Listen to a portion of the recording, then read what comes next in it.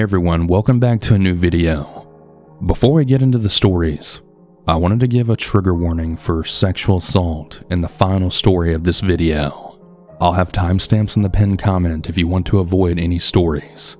And remember, if you have a story of your own, be sure to submit it at southerncannibal.com. All that being said, let's get into the stories. And remember to always stay hungry.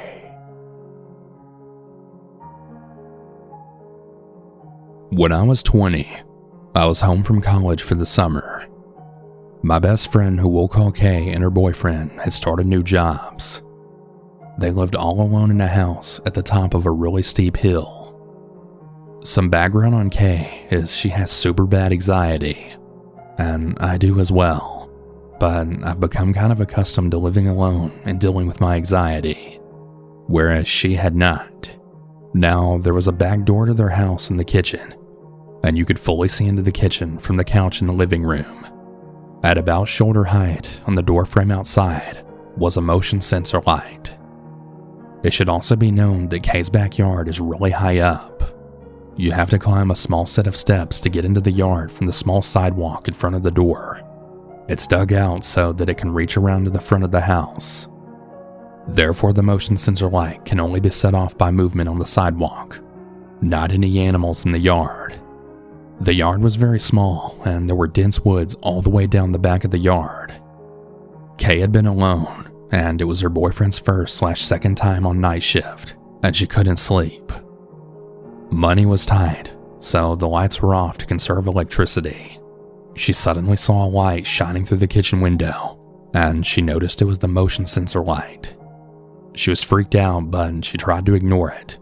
However, it kept being tripped for varying amounts of time. She called me at about 3 in the morning over and over until I finally woke up. I stayed on the phone with her, even though it had mostly stopped until her boyfriend came home later in the morning. Her boyfriend was off for the next 3 days, and nothing occurred with the light while he was home. Her dad told her to be vigilant, as it could have been robbers doing a dry run of the house, as there had been some break-ins in the area on the street across from her recently. Therefore, the next time her boyfriend worked the night shift, she asked me to stay the night with her, and I obliged. The night started off fine. We had watched movies until about 11 o'clock. Then we drove to the vape store and McDonald's. Now, we live in the middle of nowhere, so it was about a 40-minute drive each way. We got back at around 12:30, and we blew up the air mattress that we were going to sleep on in the living room. At about 1 a.m., the motion sensor light came back on as we were sitting on the mattress. I then rationalized that it was just an animal, maybe a bat or something, but she wasn't convinced. The light went off and came back on again for even longer that time. She then went upstairs to get her boyfriend's gun. The light kept going off as we sat on the couch anxiously. We had the window open so we could hear. Kay then yelled out, "I have a gun and I'm not scared to use it." She said this is a joke to me to lighten the mood, but then the light went off. It then stayed off for about 3 hours, almost if we had chased someone away by saying that. We weren't able to sleep after that experience, and at about 4 a.m., I then went into the kitchen to get myself some water. I turned back to the living room to say something to Kay, who was lying on the mattress. As she looked up at me, she then yelled at me to get back into the room, and when I then turned around, the light was on again. We continued to see the light come on until the sun started to come up. Then out of nowhere, it just suddenly stopped. We considered calling the police, but we were afraid of them thinking that it was a prank call or something, and then getting in trouble. The light never goes off at night whenever her boyfriend's home. I still feel on edge whenever we're alone at night in her house. I believe someone had ill intentions that night, whether they came to break in and thought it was funny to torment us when they realized the house wasn't empty, or something more sinister. Nevertheless, it was still a nauseating experience.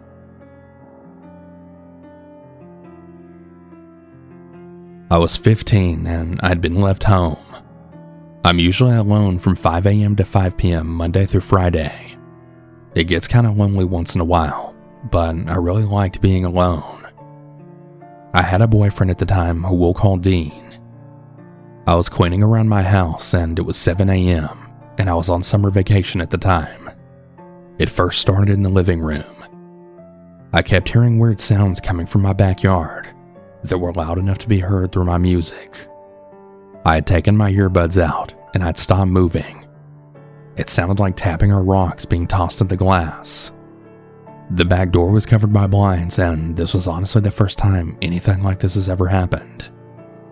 I thought it was my boyfriend Dean just trying to scare me, but I then remembered he was at work, so there's no way that was possible. It wasn't windy, and it was a hot summer morning, and I was kind of scared to open the blinds in all honesty, but I'd eventually grew the courage to rip them open. Nothing, not even rocks by the back door. I looked behind me, and I caught something moving across the guest bedroom. Now, as for the layout of the house, there was the garage door, the guest bathroom, and the pantry. My parents were 3 hours away from the house on a meeting, and I couldn't call them, so I called Dean instead. I was too scared to even move, and I waited for him to come over, and after about 45 minutes, he did. I told him what had happened, but he didn't really have much of a reaction. He went and looked in the guest bedroom and the rest of the house, where I'd seen this thing move to. But he just said, "JJ, there's no one there." At this point, we moved to my bedroom where I always felt safe. I had to keep my door open because my room was always hot.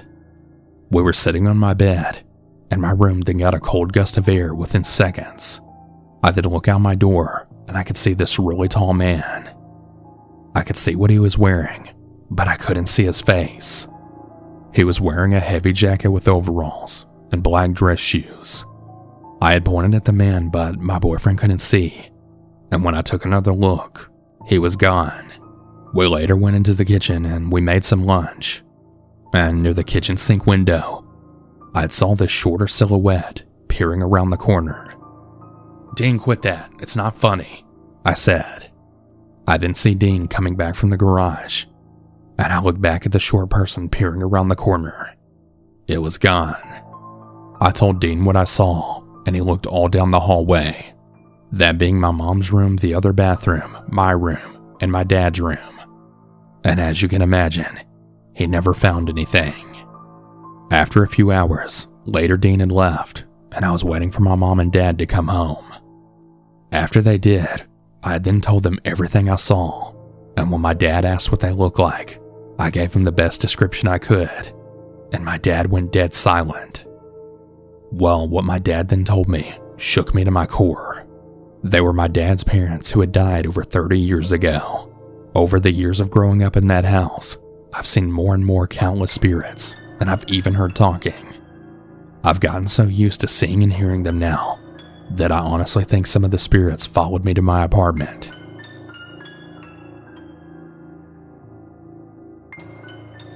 I'm a female, and at the time of this story, I was 17 years old. After I graduated high school, my family and I's house was foreclosed as it was no longer habitable, and it was also under new ownership. We packed up our things and we moved to Robinsonville, North Carolina, where my grandmother's husband had a house in the Smoky Mountains.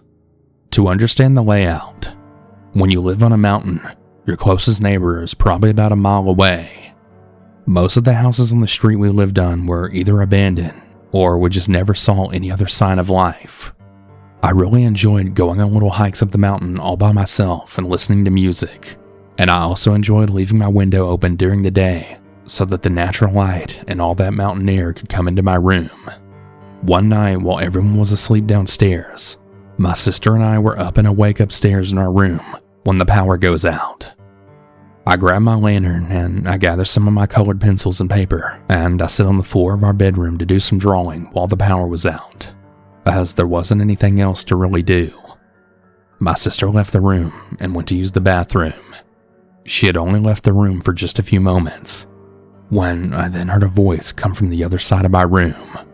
It was a deep voice, clearly from a man, that then said, "Hey baby." I froze on the floor, and my eyes then darted over to my closet. Now, I wasn't sure exactly where the voice came from, but everything in me was just screaming that it came from the closet. I sat there frozen for a few moments, completely shook, before I then got up and ran out of my room, slamming the door behind me. This was at about midnight when this happened. I started banging on the bathroom door, and my sister came out asking what the hell I was doing, and I was kind of scrambling to tell her what had just happened. She was completely freaked out with me, and we both went downstairs to my grandma's room to explain what happened. In her half-asleep state, she reached under her pillow and gave me her gun, and then she shooed us away. Reluctantly, we both went back upstairs and then stayed in the living room the entire night. We didn't sleep at all. We just stayed up playing board games all night long and talking about our high school days. I think that my sister could feel how freaked out I was and wanted to keep my mind off of it. Around 6 a.m., after the power came back and the sun was up, both me and my sister walked into our room, and we then saw that the closet door was wide open, and so was our bedroom window. Ever since that happened, I've always kept my window locked and my blinds shut until I moved out a few months later. This always gives me the shivers whenever I think about it, because of how unserious it was taken at the time. That man was most definitely inside my room, and he could have easily come out at any point in time and done anything to us. Thank God he didn't, though.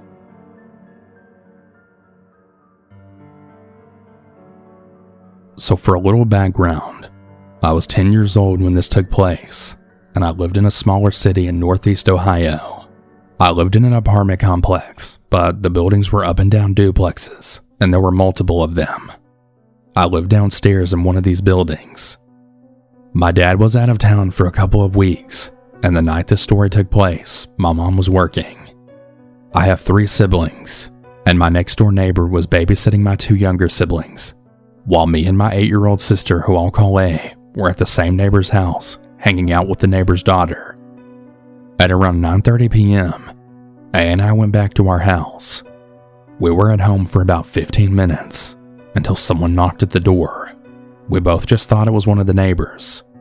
I told A to look through the people before opening the door. She did, and she then looked at me, and she was kind of confused, then telling me, "I don't know who that is." I moved her out of the way and then looked for myself. I didn't know who it was either.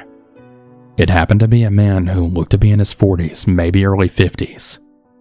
He looked dirty, and he was wearing a red flannel with a jacket over it, and dirty stained jeans with dirty Timberland boots. I backed away from the door, and both me and A were pretty confused. A opened the door, but the man didn't say his name, but then introduced himself as my grandfather's friend. He said that he knew my dad too. Me and A kind of laughed and then talked to him a little. We were trying to end the conversation so that he'd leave, but he then asked if my mom was home, and me being a dumb kid, I told him no.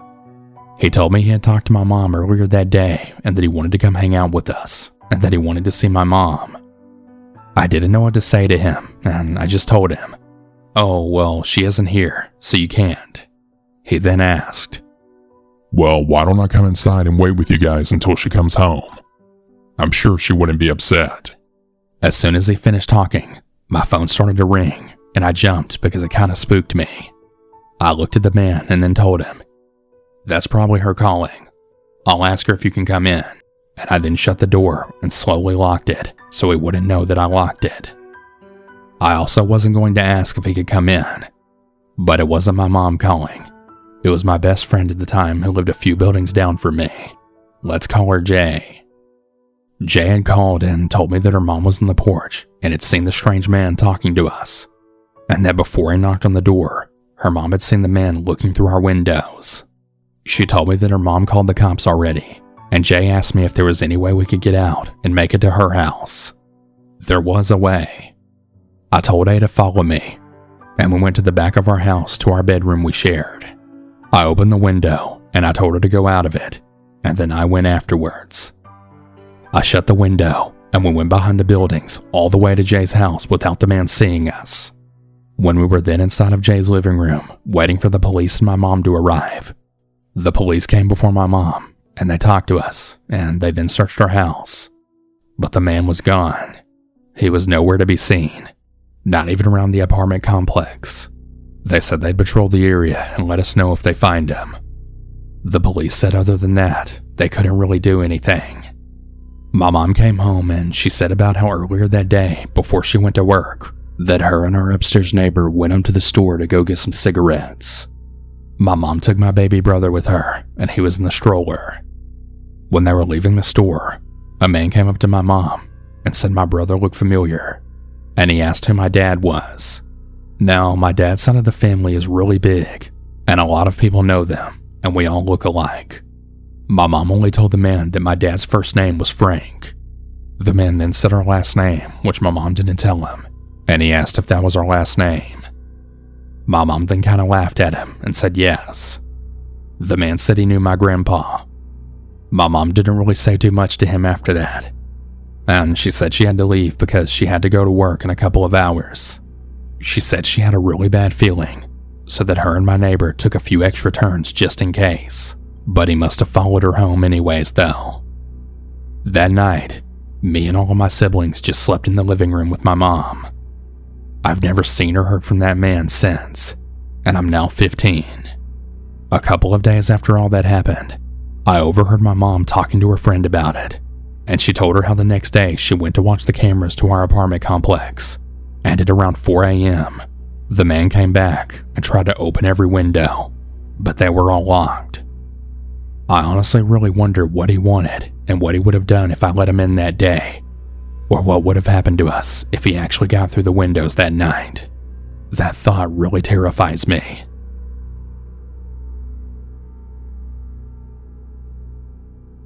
My name is C, and I'm an 18-year-old female.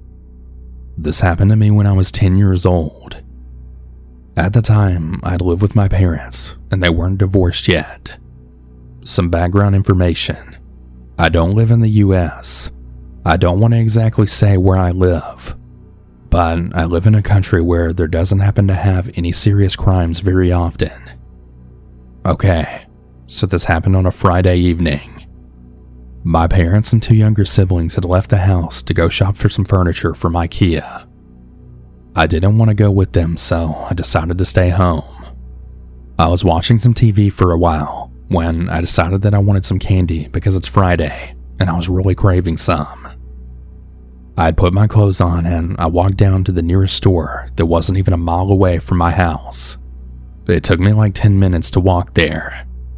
So, because there's not really much crime here, it's not really weird for 8 to 10-year-olds to walk to the store sometimes on their own. I got to the store and bought my candy and started to walk back home. When I was about halfway home, I had noticed a guy. He was riding a bicycle and he looked like he was drunk by the way he was swinging around on the bicycle.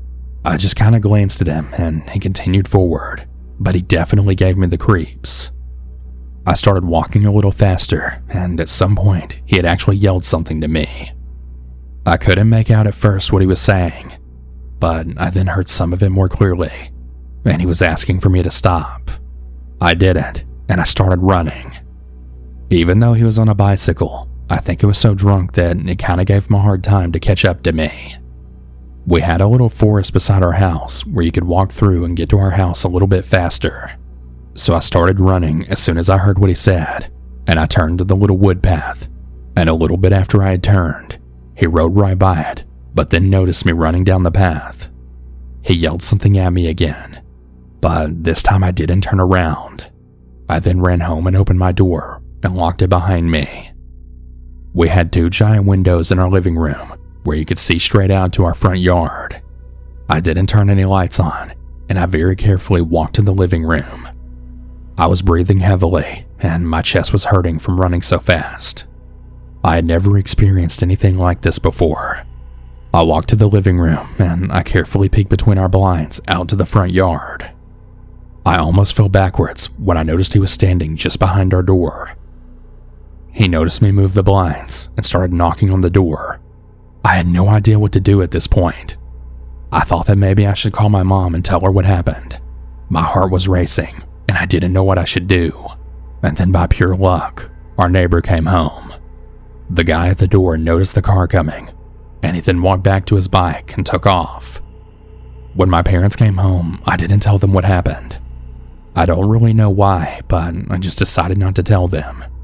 This is one of the most scariest things that has ever happened to me. This isn't something that really happened to me very often, but it really did scare the hell out of me.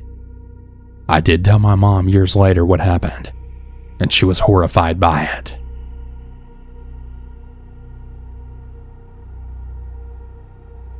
I've really wrestled with myself for quite a while with telling my own Home Alone story. If it's not quite scary enough, I understand.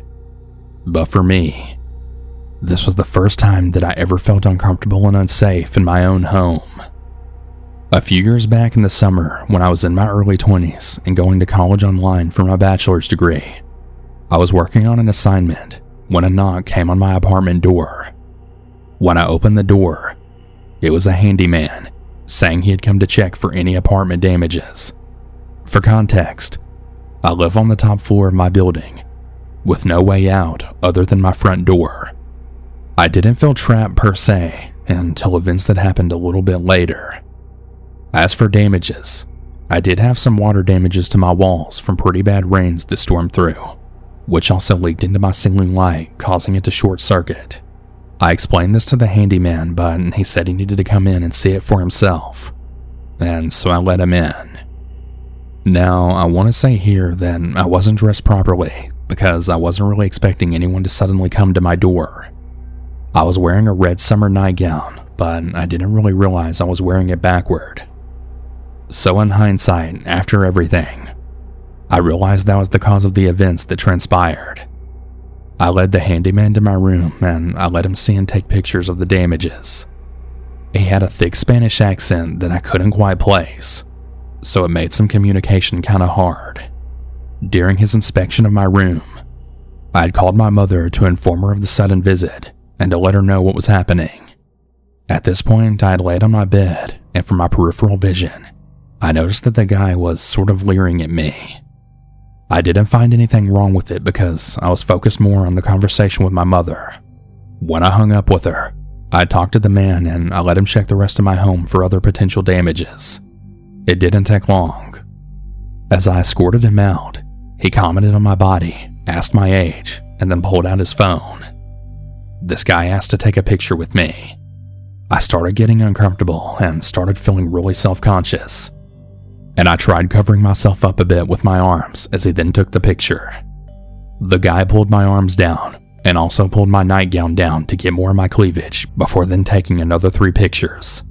At that point I froze and felt really unsafe, but I tried playing it off, telling him he had to leave. As I tried pushing him out the door, he asked for a kiss. I said no, and he asked for a hug. Stupidly, I obliged, and that's when he tried kissing me. I had managed to dodge at the very last second, so he just barely caught the corner of my mouth. I just waved him off and locked the door. I then called a friend of mine and I told her what happened. But that was when everything hit me. This fucking bastard basically nearly assaulted me.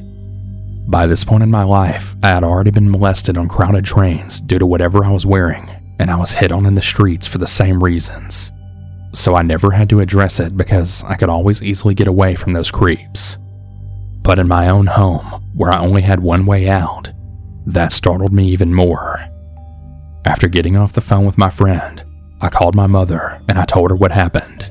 She was furious to say the least. That's when she asked me if the building superintendent was around when this happened. I said no. Well, as it turns out, this guy wasn't even supposed to be in my presence without the super. I felt nauseous and entirely icky, so I hung up with my mom to answer the door. Another knock came to my door, and the guy had come back like he hadn't already been here, but this time the super was with him. I was actually prepared this time by wearing a hoodie, and I just let them do their thing. The guy acted like he didn't know me, and I was still too grossed out and on guard to even cause a scene. Once they left, my mom called me back, and I let her know what happened. She told me to keep my story straight, because when she and my dad arrived home, we were going to a nearby precinct to file a report, and we did. They just informed me to write my side of things, and to follow up with the building super. I had wrote my side of things, and my mother went to the super's office before work, and told him everything that happened. Well, the super basically made it sound like I was lying, since it was a bit of a habit of women to cry assault whenever they're not dressed appropriately and alone with a man. So nothing was ever done about it, except the handyman getting quietly sent off to work on another building to avoid any more fuck-ups like this. My family still lives where this took place. It took me quite a while to get over the mild anxiety this event gave me and be more comfortable around my male friends as well as in my own skin. I now ignore the super whenever he comes by for anything, and to this day, he has to inform my parents when someone will be coming to do inspections of our place, as I'm never going to be home alone when they do.